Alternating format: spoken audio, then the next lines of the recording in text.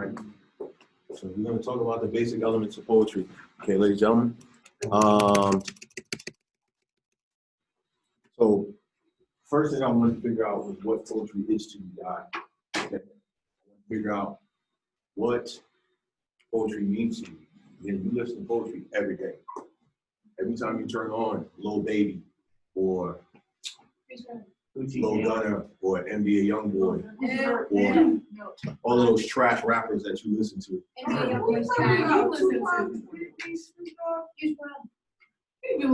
First of all, I'm trying to like you. Huh? Did you just say Tupac and Biggie were trash? No. Oh, okay. I said NBA Youngboy's trash. Okay, there you go. See. Sorry, I'm sorry, but I hate mumble rappers. When you can't hear what you're saying, stop. That's the whole song. That's the whole song. You can't hear it? You mentioned Gucci Gang. So let's all say Gucci Gang. What's up? It's repeating the same thing over. Gucci Gang, Gucci Gang, Gucci Gang, Gucci Gang, Gucci Gang, Gucci Gang, Gucci Gang. Gucci Gang, Gucci Gang, Gucci Gang, Gucci Gang, Gucci Gang. Now that's the song. That expresses pure Spend 10 raps on a new chain. Gucci Gang, Gucci Gang, Gucci Gang, Gucci Gang. Come on, man. Really? Spend 10 racks on new chains. Like, that's just ridiculous, right? But obviously poetry in and of itself, poetry in and of itself is way beyond that. All right? So let's talk about it. All right, we're gonna talk first about the basic elements of poetry. Okay. You've already kind of asked the question, you don't necessarily have to write this down. You can if you don't know it. What is poetry? Poetry is not prose. Okay? There is a difference. If you don't know the difference, you should definitely write this down. Poetry is not prose. Prose, ordinary language that you write, that you speak, right? Every day. Poetry, on the other hand, is something a little bit different. Okay? Poetry is a form of literary expression, okay, that captures intense experiences or creative perceptions of the world in musical language. So, even though poetry can be spoken, poetry in and of itself is not speaking because it is designed to do something different, okay? It's designed to express something different. You express yourself in regular conversation, but you're not meaning necessarily to express yourself. As in, I want to get this feeling out. You're saying something and I can get that feeling through what you're saying. Does that make sense? Whereas poetry, I'm specifically trying to express something. As Ms. Thorne said, only time I ever hear poetry is when somebody's heart gets broken, right? They're expressing heartbreak. If you think about any of the songs and music that you listen to, those guys are expressing something. Gucci. You know, Percocets, Molly Percocets, right? I listen to N. Huh? I listen to NF. That's about it. I don't know what it is. Love it. You don't know NF? NF? Yeah. Who's that? Notification. Yeah, seriously, what is that? It's therapist. Okay, I learned something new. I mean, he is a Christian, but he's like not a Christian. Okay, all right.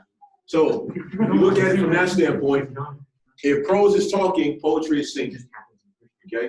Again, it's not necessarily something you have to write down, but if you don't really understand the difference between prose, poetry, there it is, okay? Prose is what you find in any book that you read. Poetry, you gotta go specific places for that, okay? Any questions on the basics of what poetry is? All right. Poems are set up differently, okay? Differently from differently from any other literature that you read, right? And again, we're gonna get into that here in a little while. All right, so what makes poetry poetry, right? What separates it? All right, here's some distinguishing characteristics. Now, in prose, you have a narrator. You have someone telling you the story, okay? Whereas in poetry, you have what's known as a speaker, not to be confused with the narrator, okay? A speaker talks directly to you, the reader.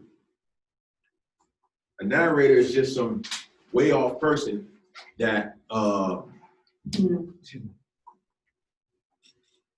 that is just telling you what's happening.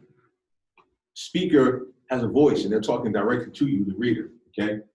Now the speaker can be fictional, speaking can be an animal, it can even be an inanimate object. Take example, this poem right here. But believe me, son, I want to be what I used to be when I was like you. But once upon a time, I gave you a car, okay? The speaker, before I ask, who does it sound like the speaker is? Dad. It's dad, right? Doesn't necessarily mean that that's the narrator. That's just who's speaking in the poem, okay? Any questions on speaker versus a narrator? That's something that you really need to understand and be able to distinguish, because when we start doing analysis and we start talking about poems and breaking them down, point of view is going to be very important. All right, whether it's first or third person, who the speaker is, what they're trying to say, and how that affects the meaning of the poem, okay? Different formats. All right, now we know what, and I don't want to assume that you guys don't know anything, so as we go through this, if there's something that you're confused about, raise your hand, all right? Now, we know in poetry, you have lines, right? Lines become what? Stanzas, right? So a line in and of itself is a word or row of words that may not form a complete sentence. And this is where poetry really starts to diverge from prose, because a lot of the rules that apply in prose do not apply in poetry. Poetry is one of the few forms of literature, not the only form, where you can pretty much do whatever you want, especially if you're talking about free verse. Does that make sense? The rules of grammar do not apply. The rules of mechanics in terms of what you're writing and how you're writing it do not apply. You can have a whole poem of dependent clauses if you want to. That makes sense? Try to write an essay with just dependent clauses and see what happens. Right?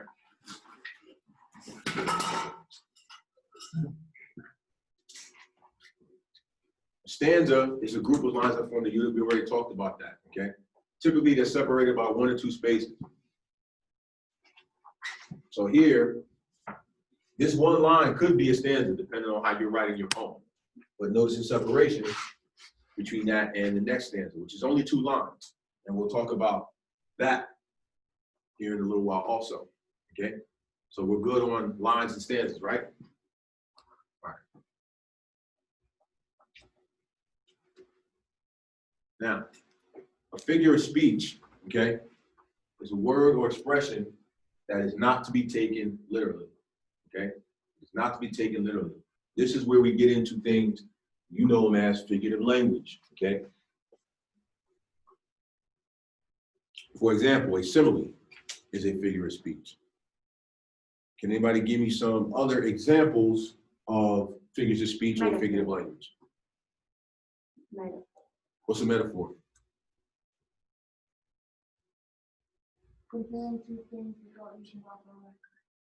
Comparison of unrelated things, an implied comparison of unrelated things that does not use like or as, okay?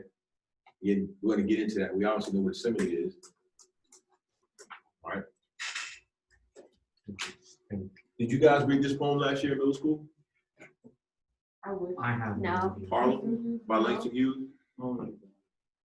Did y'all read A Dream Deferred? No reason what? What is that? Did y'all read A Dream Deferred? I don't think we read one. Don't worry, you will this year. Right. We already talked about what a metaphor is, okay? The moon is, and it's, as long as it doesn't use like or as, the moon is, you are. Those are some telltale signs that you're dealing with a metaphor. All right, personification, you know what that is, right? Yeah. Now these terms, you don't necessarily have to write them down if you're familiar with them, but if you're not, then by all means, go ahead and take notes, all right? Personification gives attributes that are human attributes to an animal, object, or idea. Okay? A spider sewed at night. Now, obviously, a spider cannot sew. That is something that people do. Okay? What do you think the spider is sewing? A The web. web. Okay, just make sure we He's gonna help Wilbur. Oh. You mean she's gonna help Who's Wilbur? Did That's you- what I was Did you just make a Charlotte Webb's reference? Yes. Who is that? I watched that movie like Charlotte- 5,000 times. Yeah. But it's still. I've actually never Raise your hand if you've watched read Charlotte's Web.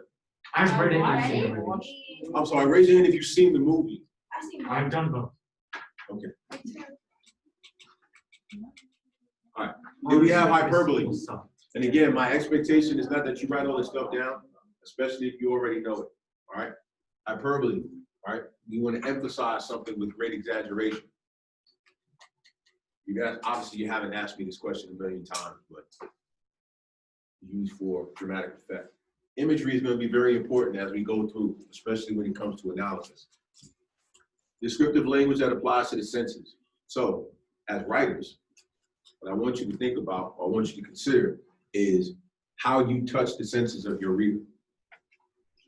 Some of the reason Biggie is one of the greatest lyricists of all time. One of the greatest, even the what'd you say? Tupac's better. Yeah. Okay. I'm on camera. Who will we compare him to though? If Okay. it's just Biggie by himself, Okay, hold on, because I'm on camera, so I'm gonna be careful what I say here. I specifically said the reason Notorious B.I.G. is one of the greatest lyricists / rappers of all time. Because I can name, hold on, I can name 5 rappers that are lyrically better than Biggie. I can name 4. Stop the cap. Right? Listen, I can name 5 rappers that are lyrically better than Biggie. But what made Biggie so great was his ability to tell stories, was his ability to bring you into what he was saying through the use of imagery. If you go back and listen to his music, there's very few songs where you cannot see, hear, or feel in some way, shape, or form what he is saying. Music in and of itself is about connection. Did he die? Yes, he did. Me neither. Selena, Whitney, As Mr. Johnson probably is. Whitney. Hold on a second, there was a glitch in my matrix. I gotta reset. You really just said Biggie You really just said you don't know who B.I.G. is? Yeah. I know. All right, we're gonna move forward because I'm on camera and I don't want parents coming at me. All right, but the ability, again, to appeal to more than one sense, to multiple senses of your readers, or if you're a musician, your listeners, is what really makes and what separates good from great. Anybody can play a tune, but when you make me feel what you're playing or make me feel what you're writing, that's a whole different level. Yes. You said anybody can play it. Yes. No, No, I listen, can't. okay. Listen. We're not gonna go down this rabbit hole. I can pick up an instrument that I've never played before and just start playing. Doesn't mean it's a good tune. Doesn't mean it's pleasing to the ear. But I could, in theory, sit down on the piano, press keys, and play a tune. Does that make sense? Obviously, you're not gonna feel that. Go ahead. Go ahead. Obviously, you're not gonna feel that. But when you sit down and you listen to For Elise,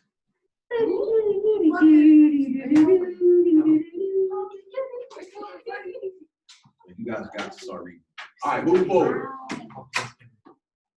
All right, so let's talk about sound devices. All right, what do we mean by sound devices, ladies and gentlemen? Here's an example, but what is in and of itself is a sound device? It's like, a device that makes sound. No. Don't need. Say again, Chris? I was just about to say it was a little more, but it's like how they all have like the same sound for being a word.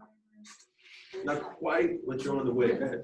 when they take like a word that you need to understand, or like a main reason for a word, like alliteration where they repeat the word so you understand that's like the main part of Okay, the poem. go ahead.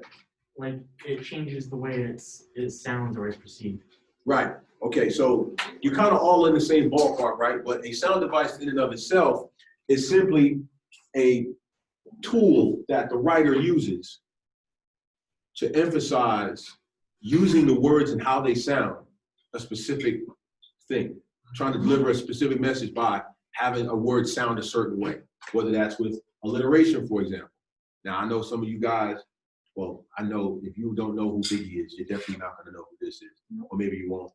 Eminem. Oh, Yeah. But you don't know who Biggie is? yeah, I don't know. You know Dr. Yeah, I don't know. Dr.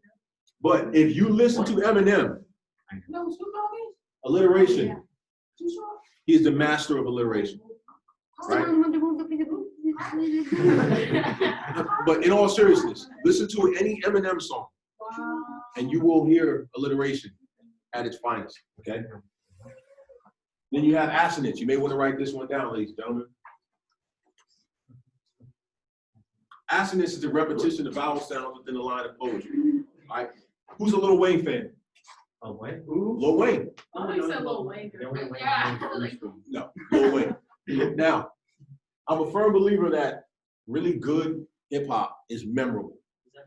This is a thing called quotables. If you could come back to me after a song is played, let's say days, months, even years, and quote something from that song, that's how you know it's good. All right.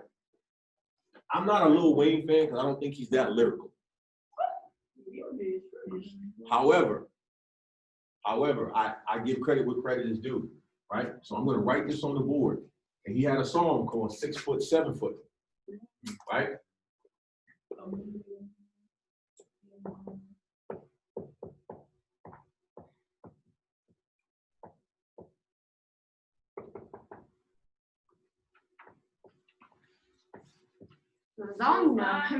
Lasagna. No. Lasagna's just. I'm not going to repeat the whole thing. Right behind you. So the line that he had in the song that I still to this day give him credit as one of the greatest hip hop quotes was, I'm just going to kind of blah, blah, blah, blah, blah right behind you. Blah, blah, blah, blah, blah, like lasagna. Like lasagna. Who did that? Blah, blah, blah. Lil Wayne. Right? So, but it is a beautiful example of assonance. Right? Because assonance is what? The repetition of vowel sounds within a line of poetry. Okay? So, what vowel sound is being repeated here? Like Blah, blah, blah. Yeah. Is it? What's the vowel sound being repeated here? Behind you. Right? It's the Never mind that the line was real G's moving silence like lasagna. Did I just go over your head with that one? No, well, I didn't want that. Real G's moving silence like lasagna. He said G's, I thought he said cheese. You said G's? How was lasagna silent? What? The G is silent. Oh, that was cold. Exactly. What's your favorite kind of cheese? I don't know what she said. Oh, stay on track. Stay on track. You're not about to get. But here is the hidden genius, and I'm not saying he didn't do it on purpose. Here's the hidden genius in this line. All right, look at the word assonance. Okay, this line behind what? Yeah. Right. Say this word out loud. Lasagna. Lasagna. You don't say the G, man. It's silent. Lasagna. English. Say it again. Yeah, lasagna. You dropped something. Lasagna, yeah. No, he's saying when you say lasagna, You it say sounds like yeah. you have love, but it's no Y in it. No. You're not even. The end of lasagna behind ya. Stand up meeting. Yes. Do y'all see it? Yeah. Yes. I'm not saying he didn't do it on purpose. I'm saying that's one of the best hip hop lines I've ever heard. You said lasagna. You have not heard it. No, I haven't. I don't think he's that. He's an English teacher. I really want to. Especially since you don't even know who he is. We're still on We'll that. I'm still on that. We'll get there. We'll get there. I promise you, we'll have plenty of time for that. All right. Now, onomatopoeia, we already know what that is, right? This. right? This. Okay. So Boom. use of the word or phrase Onomatopoeia. that imitates or suggests the word that it describes. Okay, nothing overly complicated. Now here's some examples of sound device. Before I pull it up there, so maybe somebody can tell me what's being used. And the steamer is the trout, seasoned with slivers of ginger.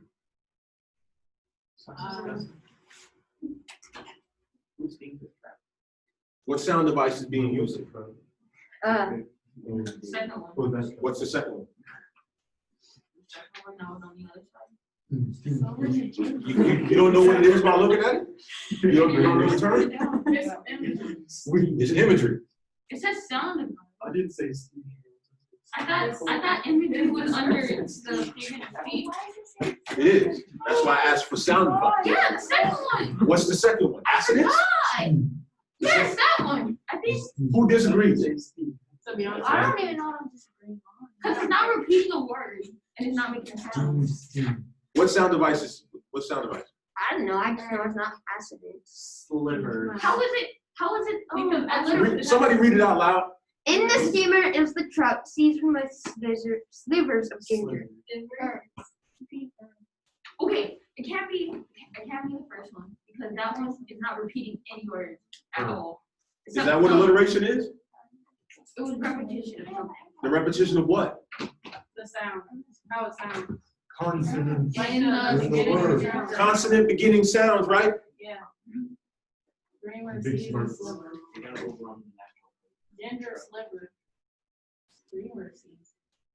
What are you reading? I'm just reading it back. What about this one? Assonance. Why? Rise and eyes. Rise, eyes, bright. You could probably slide that in there if you want to. Let's go back to the first one. Why couldn't it be alliteration? So it's alliteration. That's why I'm underlining it. Really? Why couldn't it be? Why couldn't it be? Because you said assonance. What's alliteration again? The repetition of a word, or like No. not a word, but like a sound. Consonant sounds at the beginning of the word. Steamer. Oh, it can be because Bro, that's at the end. Beginning. Bro, you're anti-smart. Steamer. Steamers make a sound. They go. Let's go back. Make sure we understand, right? Is there a case to be made for alliteration? Is there a case to be made for alliteration? Yeah. Alliteration, yes, because that is what like. Is there a case to be made for assonance? No. Trout, it could be like slipping. There's steamer, there's slippers, there's ginger. Yeah. There's a lot of Yeah. There's a lot of S too, and there's a lot of Now, this term wasn't on the board, but what would that be? Alliteration. The ER at the end, the consonant sound at the end. No, because assonance is the vowel sound. So what would be the consonant sound? And then the alliteration. Starts with a C? Oh, I'm tired. It starts with a Constant. C. Yeah. Bro. You didn't teach us no C. You taught us an A and an O. Oh. What is consonant? Have you ever Constant heard that term vowel. before? Jalen, have you heard that Every term? letter that's not a vowel. Have you heard the term consonants before? I heard it. Every isn't it letter like, that's not a vowel. isn't like constant No. That's what I need you to do. Because the vowels are A, E, I, or U. Pull out the cheat sheet I gave you. What's teach you? Which one? The one with the picture language. Oh my god. This one? Yeah. No way I have it. Whoa, that's crazy, bro. What is consonant? Conjunction. What is consonant? It's the repetition of constant sounds. Where? Oh, The Final. So that was it's in. compound words. Yeah. So you were saying the answer all the time. Yeah. He was. Yeah, he said constant a lot. Cliche. So the answer Bro, was. shut up. You can't just say everything that's That's why I say it wasn't on the board, right? Because it had assonance. I never heard you say it was on Me either. But you know, I got it on film though. It's okay. Reflex production. All right, rhyming, ladies and gentlemen. Oh, Okay. yes. Rhyme, not to be confused with rhythm. Rhymes, not to be confused with rhythm. The repetition of the same stretched vowel sound in 2 or more words, okay? So think cat, sat, hat, bat, mat, Cat in the hat. Rat. right? The same stressed vowel sound, okay? That's very key. Doesn't necessarily have to be in the beginning or the middle of words, as long as it's the same stressed vowel sound. And again, this is another thing that makes Eminem such a genius.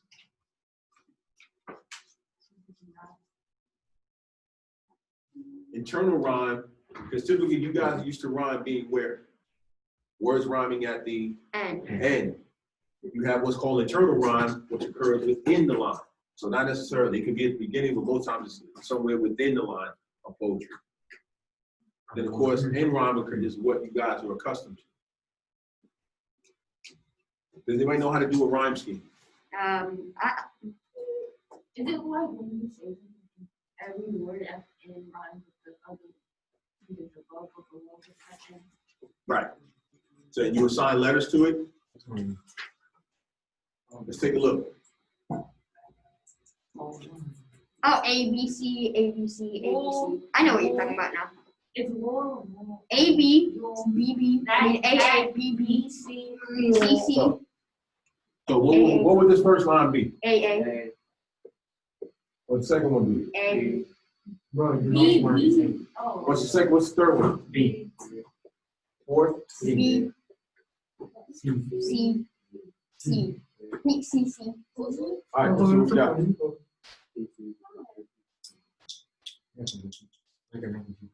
All right. Raise your hand if that doesn't make sense. Okay, so the rhyme scheme is based on the ending, right? So the reason that these are assigned the letter A is because you have the word rule and mule. Those two rhyme together. Does that make sense? But when you go to the next line, it's got a different what? End rhyme. So it gets a different letter designation. Does that make sense? So if you go to the fourth line, does that rhyme with that? So that gets the same letter designation. But then as you move down, what happens? The end rhyme, what? It's different. Now, what if they said instead of marvelous me, it said marvelous bat? What would the letter designation be? It would be B. Make sense? So, but because it's completely different from previous, it gets a whole nother letter designation. And that's how you break down the rhyme scheme. Any questions on that?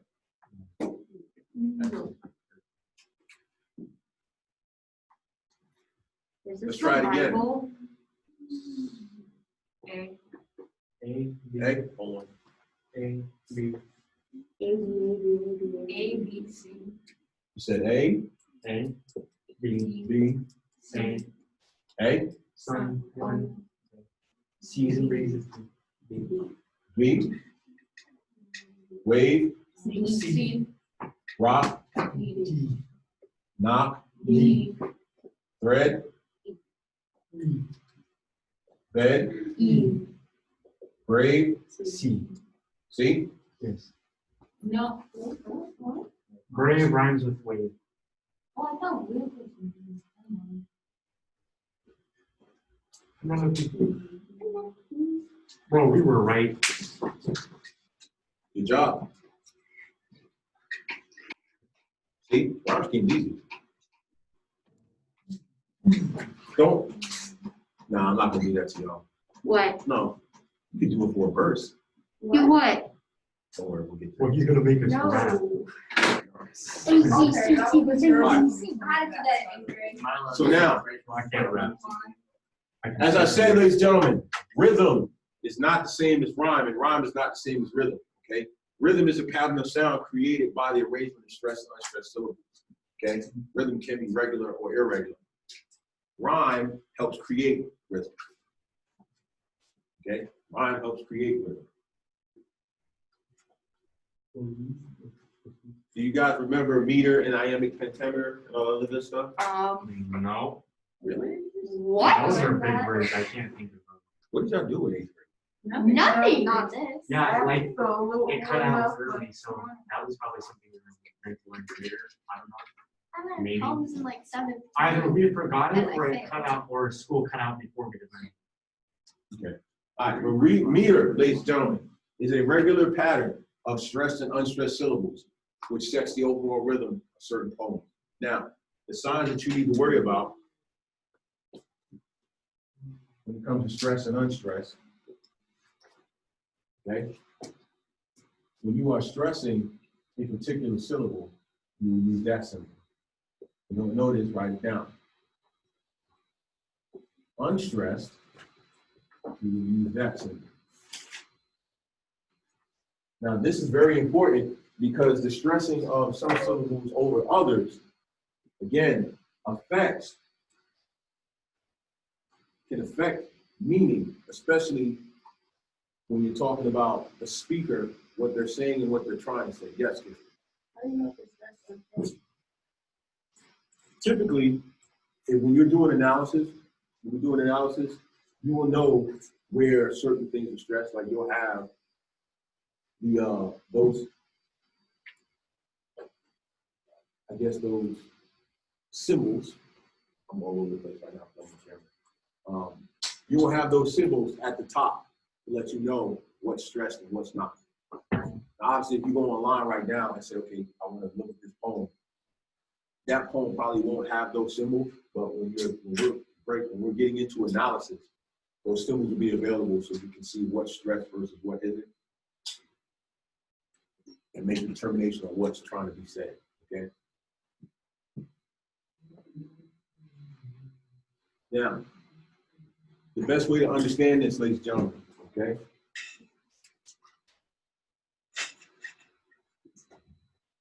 No, my phone is off. All right. So do you understand what a foot is? Well, like this foot? Come Or on now. foot, 12 like how inches. long? We're not that fancy. 12 inches. Oh, it's the number of syllables. A measurement of what? The number of syllables. Inches. The number of syllables. All right, So how do you measure the number? Oh, like just like the number of syllables is the measurement. right. The number of syllables in a given line of poetry. Okay? The number of syllables in a given Like line. onomatopoeia is 6. And then the number of feet determines the meter. Okay? Make sense? Again, we're gonna get into it here in a second. So I don't know about it. I got you. Did you? All right, you might want to write this down, ladies and gentlemen. This is the most common type of meter. It's called Iambic Pentameter, okay? Iamb, foot consisting of an initial unstressed syllable followed by a stressed one. For example, the word return displays to love my heart. Now, if you say the word return, what's the stressed versus unstressed part of that word? First of all, how many syllables in the word return? 2. 2 syllables, right? So what would be stressed versus unstressed? If I wrote the word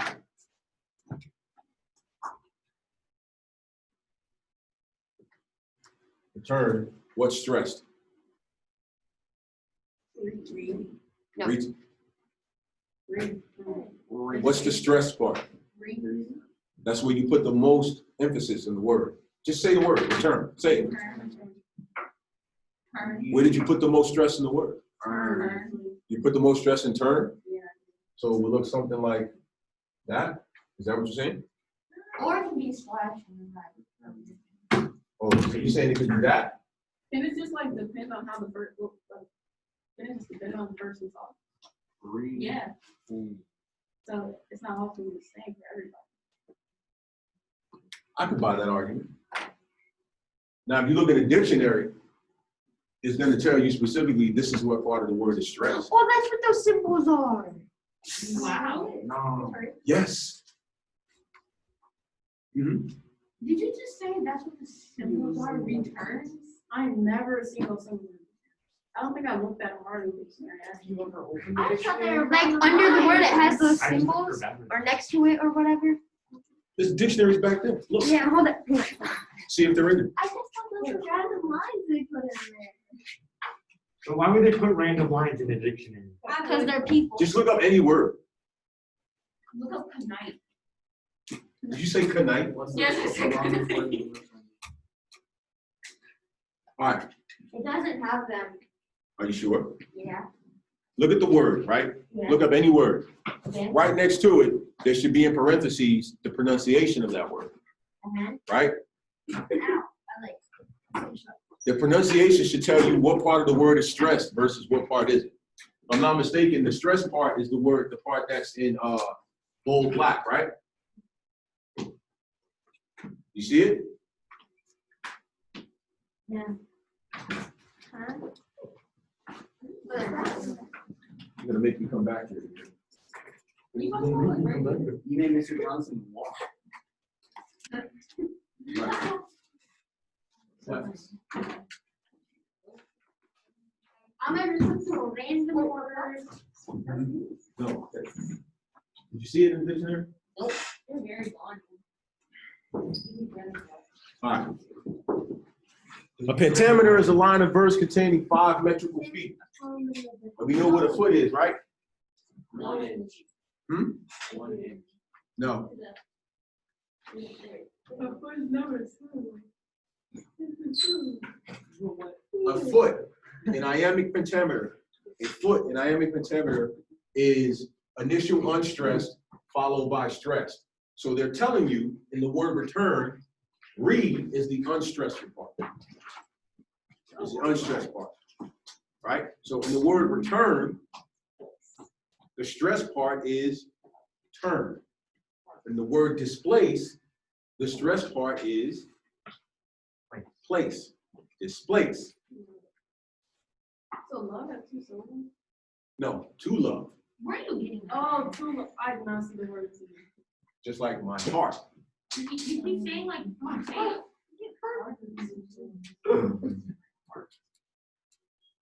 Can anybody say the word my heart My My heart. heart. My heart. without putting stress on heart? My heart. Stress my versus heart. Mine. Heart. Mine heart. Yeah, so what just happened there? You're saying it's yours. It's your heart.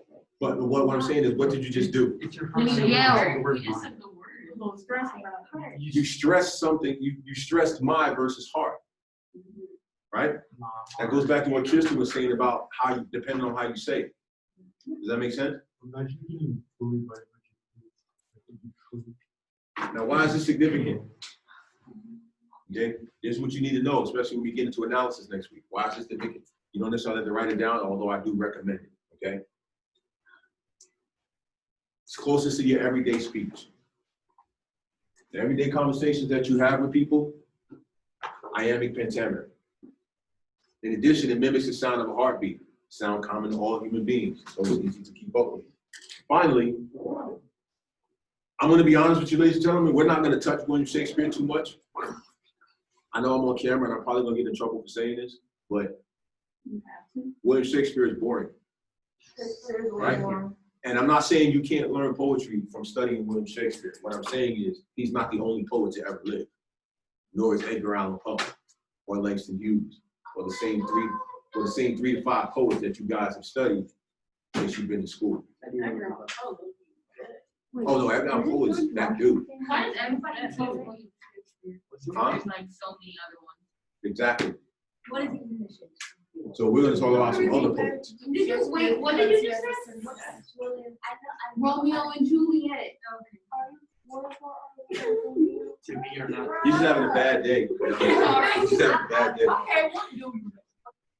Brianna knows a lot. She knows what she knows.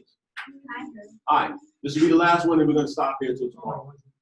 All right, so here are some examples of Iambic Pentameter. Okay? And death is better, as the millions know, than dandruff, night starvation, or BO. I would much rather die than have hair fix. All right, All all right, we're going to stop right there, ladies and gentlemen.